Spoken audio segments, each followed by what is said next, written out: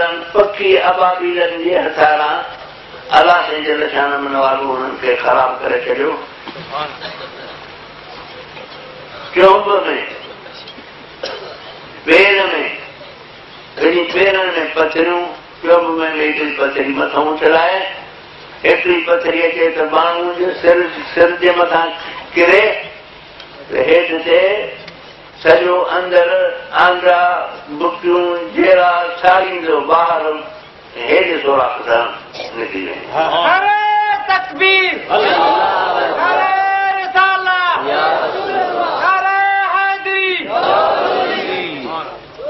अज़ीज़ भाइरो, उहो अलाह जल शान मन वारो अॼु बि आहे जंहिं मच्छरनि सां नमरूदनि खे मारे, अबाबीलनि सां हाथी ऐं हाथियुनि जे सागनि खे ॻारे फरा करे फिटी करे।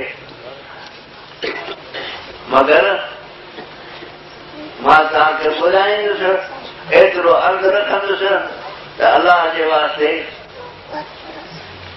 तव्हां हुज़ूर सलाह जे ताबेदारी में वसीलो वठो। इंशाअल्लाह ताला तव्हांजे मथां अलाए पाकिस्तान जा दुश्मन बि आहिनि, घर जा बि दुश्मन आहिनि, मगर इहे जेके दुश्मन आहिनि अलाह हिन खे कुदरत न ॾींदो, पर असांखे पंहिंजे साईं सां निस्बत करणु खपे। मां अफगानिस्तान जे ॾाकण खे इज़त जे निगाह सां ॾिसंदो आहियां, जिन खे 3 वजे गुज़रिया आहिनि, 3 वजनि खां मथे हूंदो। चोथों साल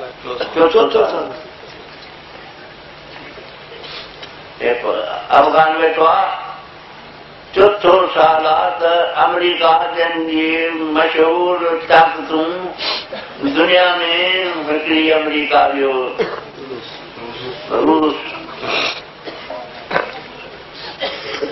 पर हिननि जा मूंखे मालूम आहे त हिननि जे मुक़ाबले में हे वीचारा नेसन अबाबीलनि वांगुरु, हिननि खे मां अबाबीलनि वांगुरु ज़ईफ़ थो सम्झां।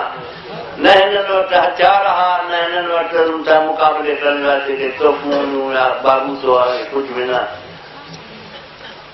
पर हिननि हिमत ॿधी इन बला सां मोह ॾिनो। इन्हनि जा कारनामा मां ॾिठा त अहिड़ा आहिनि जहिड़ा असाबनि सबूरनि जा साईं करीम सल्लल्लाहु अलैहि वसल्लम हुज़ूर सल्लल्लाहु अलैहि वसल्लम फरमायो आहे त मुंहिंजी उमत आहे मींहं वांगुरु, इहा ख़बर न पवंदी त अॻु वारो पासो घणो बरकत वारो कि पोयों पासो। सची हदीस ॾिसमि, हे उहे शख़्स आहिनि जन पंहिंजे पुट खे पंहिंजे हथ सां कुठो आहे, जेके हुनजो पासो वञी छाइनि। माइरूं पंहिंजे मुड़ुसनि खां बेज़ार थी वियूं आहिनि, जेके हुननि सां लालच ते मुआर। मुंहिंजा अज़ीज़ भाउ, मां सम्झां थो त अलाह साईं जल शान मन वारो जेकॾहिं हिननि जी इबादत क़बूल कई, शहादत जो दर्जो कंहिंखे ॾियणो हुजे त ॿी ॻाल्हि आहे, बाक़ी हे बलाऊं जेके आहिनि से इहे बि हिननि खे कुझु मारे न सघनि।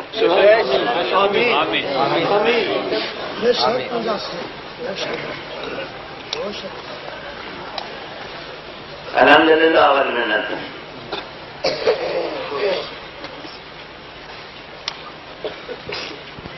रब करीम जल शान मन वारो जिहाद खे फर्ज़ कयो आहे, जंग खे फर्ज़ कयो अथई काफ़रनि सां। पाण फरमायो अथनि त जेकर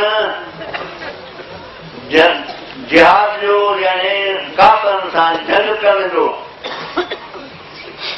जंग कई बि न, इरादो बि न अथसि,